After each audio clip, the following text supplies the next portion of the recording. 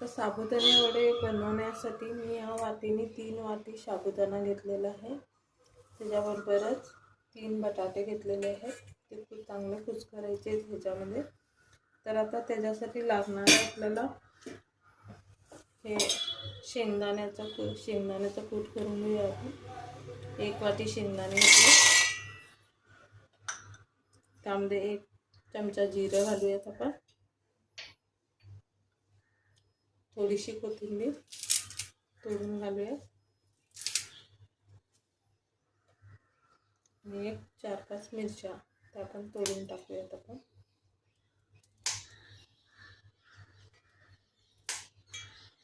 आणि याला बारीक करून घेऊयात आपण थोडंसं मीठ टाकून. तर हे शेंगदाणे मी भरडून घेतलेले आहेत. आता चला आपण पुढची प्रोसेस करूया. आता ह्याच्यामध्ये सगळं काढून घ्यायचं आहे आपल्याला. मीठ टाकूनच घेतलं होतं चवीनुसार. आता हे बटाटे आणि हे सर्व काही चांगलं सगळं मिक्स करून घेणार आहोत. बटाटे आणि हे सर्व मिश्रण एकजीव करून घेऊ.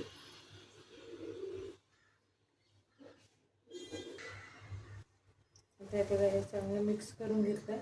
त्याच्यातच टाकू आपण 1 चमचा बस साखर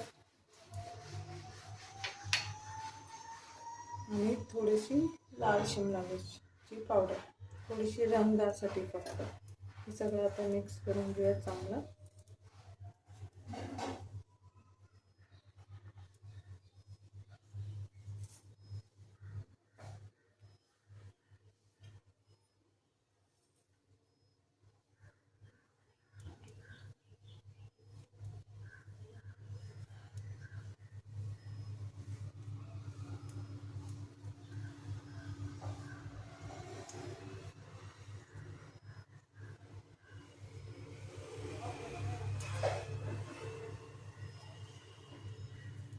आता हे मिक्स झालेलं आहे.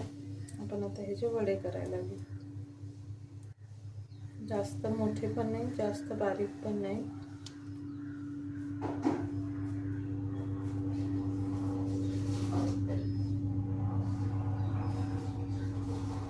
हातावर थापून आपण वडे करणार आहोत.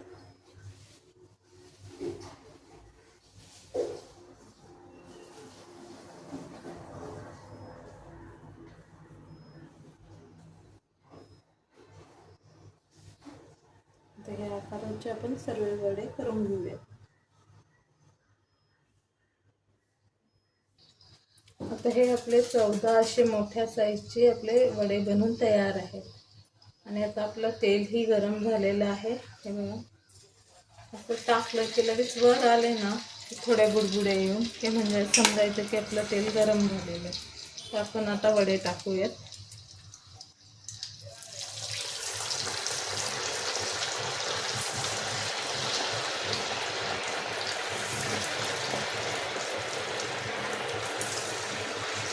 मी गॅस मिडियमवर करते आणि मिडियम ह्याच्यावर तळून घेऊयात आपण वड्यांना.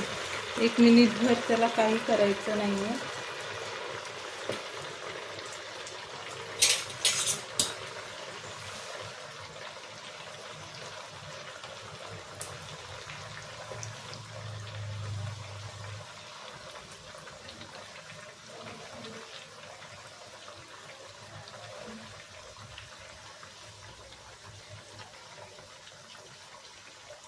एक मिनिटभर त्याला चांगलं आकार पकडू द्यायचा आणि मग त्याला हात लावायचा.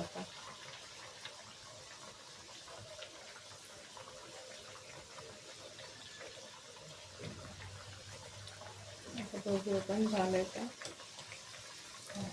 आता आकार पकडलेला आहे. आता आपण ह्याला उलटून घेऊ.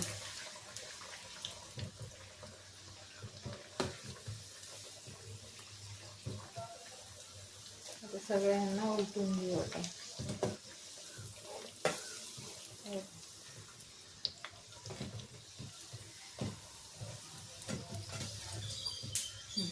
आपल्याला छान गोल्डन ब्राऊन होईपर्यंत छान तळून घेऊ. आता आपले वडे बघा एक 5 मिनिटात छान कुरकुस भाजून तयार झालेले आहेत. आता आपण ह्याला काढून घेऊया. अशी एक जाळी घेतली आहे मी आणि त्याच्याखाली डिश, म्हणजे जे एक्स्ट्राचं तेल असेल ते ह्याच्यात निघून जाईल. तर आपले सर्व साबुदाणे वडे तळून तयार आहेत. तर आपण आता बनवूया चटणी त्याच्याबरोबर खाण्यासाठी.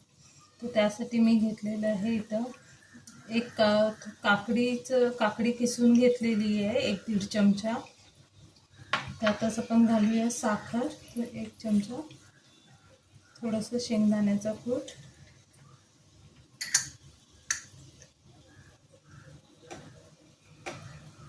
थोडंसं चवीपुरतं मीठ आणि दही घालूयात आपण.